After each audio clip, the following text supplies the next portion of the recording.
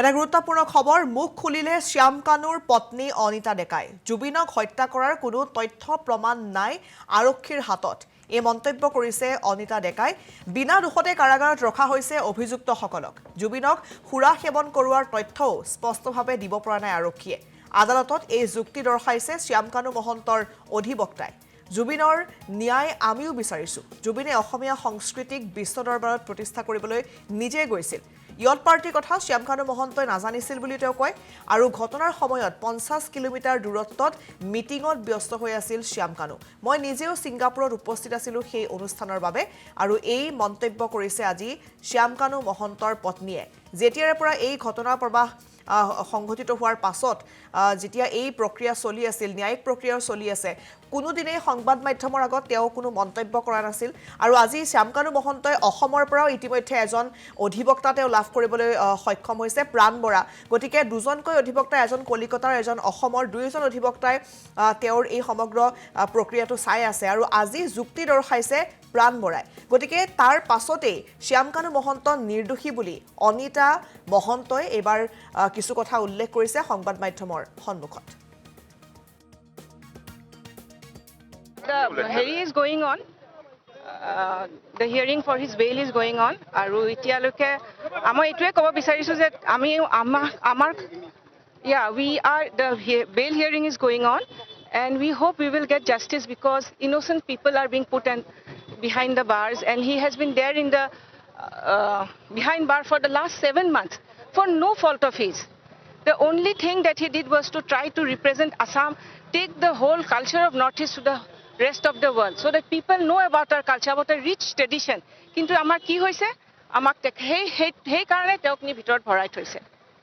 Jubinor isna mohan atmai bahut kosto pabo je teo jitu vision teo Shyam Kanur logot share korise hei manujonok je aji teok bhitor bhorai thoi dise so moi ei ishorole prarthana korisu je amiu jate nyai pao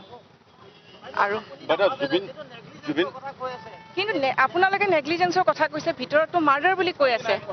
নহয় মানে এই তেখেতৰ কোৱেশ্চনটোত মই কৈছো আৰু negligence ক'ত হ'ল তেওঁক আমি তেওঁক আমি বিশ্ব দৰবাৰত প্ৰতিষ্ঠা কৰিব যোৱাটো জানো নেগলিজেন্স হ'ব পাৰে বাট জুবিনে কিন্তু যোৱাৰ আগতে কৈ গৈছে যে মই যদি নাযাওঁ তেতিয়া এজনে সুইচাইড কৰিব সেইবোৰ কোনে কৈছে জুবিনে নিজে কৈ গৈছে নাই কোৱা কাৰ আগত কৈছে আপোনালোকৰ আগত জানো কিবা হেৰি আছে প্ৰমাণ আছে এইটো কথা কোৱা আছে কাৰণে কৈছো আমি কেমেৰাৰ বাইরে কৈ গৈছে কথা কিন্তু জানে জুবিনে কিমান ভাল পাইছিল তেওঁক যে তেওঁ সুইচাইড কৰাৰ ভয় খাইছিলে যদি কথাটো হয় কিন্তু মই কেতিয়াও নাভাবো জুবিনক কোনেও জোৰ জবৰদস্তি একো কাম কৰাব নোৱাৰে জুবিন এনেকুৱা এজন সত্তা আছিল যে যি তেওঁ নিজে ভাবিছিল সেইটো কৰিব তেওঁ যদি যাবৰ মন নাছিল তেওঁ যদি এই 13 বছৰ ধৰি নৰ্থ ইষ্ট ফেষ্টিভেলক তেওঁ কেনেকুৱা কটকটীয়াকৈ তেওঁ এটা আমাক সাপোৰ্ট কৰিছিল তেওঁ নিজে উদ্যুক্ত বুলি ভাবিছিল তেওঁ নিজে সদায় আমাৰ লগত আছিল কাৰণে গৈছিল সিংগাপুৰলৈকে গৈছিল আপোনালোকৰ শ্যাম কানু মহন্ত নহয় শ্যাম কানুৰ মহন্তৰ কাৰণে নহয় তেওঁ কৈছিলে যে নৰ্থ ইষ্ট আৰু অসমৰ কালচাৰটো তেওঁ পৃথিৱীত প্ৰতিষ্ঠা কৰিবলৈ তেওঁ গৈছিলে এইটো বুলি যে ভূপেন হাজৰিকাৰ 100 বছৰ যেতিয়া হ'ব সেই ভূপেন হাজৰিকাক তেওঁ ভূপেন হাজৰিকাৰ গান তাতে প্ৰটেকশ্যন তেওঁক দিব লাগিছিলে প্ৰটেকশ্যন বেলেগ হোটেলত থাকি জুবিন গাৰ্গক কিয় বেলেগ হোটেলত ৰাখিছিল আমি বেলেগত পাৰ্টি কৰিবলৈ যাব দিছিল আমি জুবিন গাৰ্গক কেনেকৈ আপোনালোকে জোৰ জবৰদস্তি ধৰি ৰাখিব কওক তেওঁক যাব দিয়া বা হেৰিটোতো আমিতো জুবিনক আমি য'ত জুবিনে পেন পেচিফিক মানে ছিংগাপুৰৰ চবতকৈ বেষ্ট হোটেলখনত ৰাখিছোঁ য'ৰ 400 মিটাৰ দূৰত হস্পিটেল ৰেফাৰেন্স হস্পিটেল পৃথিৱীৰ ভিতৰত চবতকৈ ডাঙৰ হস্পিটেলখন আছে জুবিন গাৰ্গে ইয়াৰ পৰাতো ইয়ট পাৰ্টিত যোৱাৰ প্লেন নাছিলে তাতে গৈ প্লেন কৰিছে তাতেতো শ্যাম কানু মহন্ত সেইখিনি সময়ত 50 কিলোমিটাৰ দূৰৰ এখন মিটিঙত আছে তেওঁ ৰাতিপুৱালৈকেতো আমি গমেই নাপাওঁ যে তেওঁ তালৈকে যাব হয় আছিল আৰু এই মন্তব্য শুনিলে শ্যাম কানু মহন্তৰ পত্নী অনিতা ডেকাৰ শ্যাম কানু মহন্তক ধোৱা তুলসীৰ পাত সজাবলৈ তেওঁ এইদৰে সাংবাদিকৰ সন্মুখত কিছু মন্তব্য কৰিছে যিখিনি প্ৰশ্ন সাংবাদিকে কৰিছে তাৰ বিপৰীতে তেওঁ এটা কথাই বাৰে বাৰে কৈছে যে জুবিন গাৰ্গক কোনেও জোৰ কৰিব নোৱাৰে সেই ইয়ট পাৰ্টিত জুবিন গাৰ্গক কোনেও জোৰ কৰি যাবলৈ দিয়া নাছিল হোটেল প্ৰসংগত তেওঁ কিছু মন্তব্য কৰিছে যিখন হোটেলত ৰখা হৈছিল তাৰ সুৰক্ষাৰ কথা যিহেতু সোধা হৈছিল তাৰ পাছতো তেওঁ কিছু বিপৰীত মন্তব্য কৰা শুনিবলৈ পোৱা গৈছে গতিকে ইমান দিনে মুখ বন্ধ কৰি ৰখা অনিতা ডেকাই এবাৰ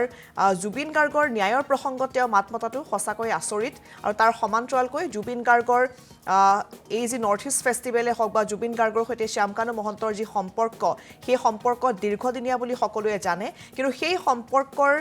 মাজতো শ্যামকানু মহন্তই যে জুবিন গাৰ্গক বিভিন্ন ক্ষেত্ৰত ব্যৱহাৰ কৰিছিল সেই কথা সকলোৱে দেখিছে সকলোৱে শুনিছে গতিকে পত্নী অনিতা ডেকাই কিছু মন্তব্য কৰিছে তেওঁ শ্যামকানু মহন্তক নিজৰ স্বামীক বচাবলৈ তেওঁ যৎপৰোনাস্তি চেষ্টা কৰি আছে কিন্তু অসমৰ ৰাইজে জানে অসমৰ ৰাইজে বুজে যে শ্যামকানু মহন্তও ইয়াৰ সৈতে জড়িত হৈ আছে আৰু কিদৰে জুবিন গাৰ্গক নৰ্থ ইষ্ট ফেষ্টিভেলৰ নামত পূৰ্বৰে পৰা তেওঁ কিছু হাৰাশাস্তি কৰি আহিছিল সেই কথাবোৰো লাহে লাহে পোহৰলৈ আহিছে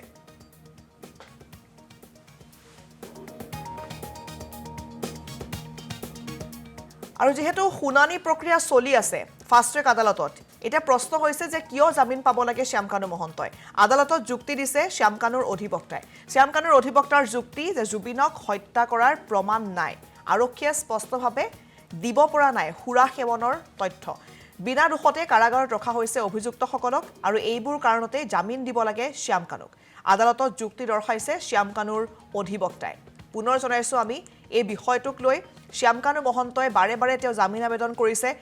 বাৰে বাৰে তেওঁ উলাবলৈ চেষ্টা কৰিছে কিন্তু তাৰ পাছতো তেওঁ আজি পৰ্যন্ত জামিন লাভ কৰা নাই কিন্তু আজি পুনৰ শুনানি গ্ৰহণ কৰা হৈছিল আৰু সেই শুনানিত অসমৰ যিগৰাকী অধিবক্তা তেওঁ পুনৰ লৈছে সেই অধিবক্তাজনে এই মন্তব্য কৰিছে যে জুবিন গাৰ্গে তাত সুৰা সেৱন কৰাৰ তথ্য আৰক্ষীয়ে দিব পৰা নাই আৰু বিনা দোষতে এই অভিযুক্তসকলক কাৰাগাৰত ৰখা হৈছে সেইবোৰ কাৰণতেই এতিয়া শ্যামকানু মহন্তক জামিন দিব লাগে বুলি তেওঁ যুক্তি দৰ্শাইছে আদালতত আজিৰ দিনটোত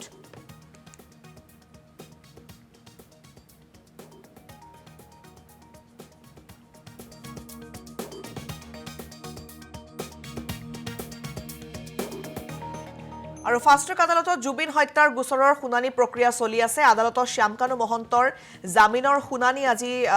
সন্দৰ্ভত যুক্তি দৰ্শোৱা হৈছে শ্যামকানুৱে নিয়োগ কৰিছে নতুন অধিবক্তা ইতিমধ্যে আমি জনাইছো প্ৰাণ বৰা নামৰ গুৱাহাটীৰ অধিবক্তাক নিয়োগ কৰিছে এবাৰ শ্যামকানু মহন্তই পূৰ্বে কলকাতাৰ ৰাজদীপ বেনাৰ্জীক নিয়োগ কৰিছিল শ্যামকানুৱে আৰু আজি শুনানি নহয় সিদ্ধাৰ্থ শৰ্মাৰ জামিন আবেদনৰ সিদ্ধাৰ্থৰ অধিবক্তাই ভুলকৈ জামিন আবেদন দাখিল কৰিছিল কেৱল শ্যামকানু মহন্তৰ জামিন আবেদনৰ বাবে আজি শুনানি গ্ৰহণ কৰা হৈছে আৰু ইতিমধ্যে আমি জনাইছো যে যুক্তি দৰ্শাইছে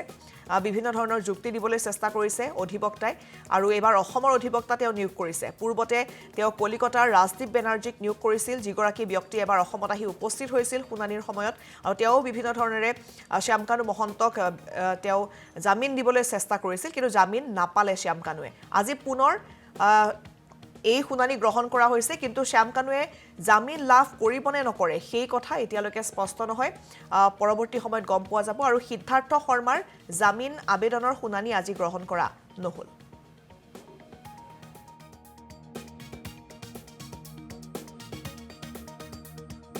জামিনখনটো কাইলৈ কৰিব দিছে এখন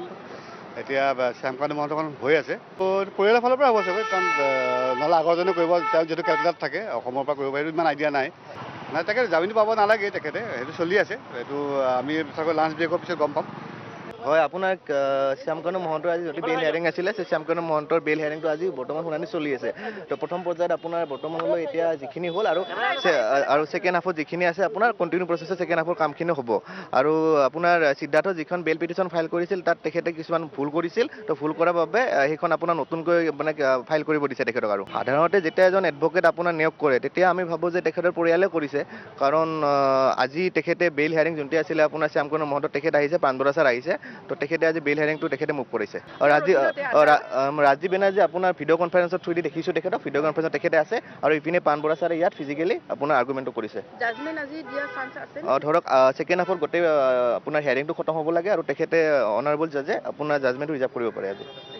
ৰিজাৰ্ভ কৰিব পাৰে যুক্তি আপোনাৰ কণ্টিনিউ প্ৰচেছ চলি আছে তো এতিয়া আপোনাৰ ব্ৰেক হ'ল তো ব্ৰেকৰ পিছত তেখেতে আৰু কণ্টিনিউ কৰিব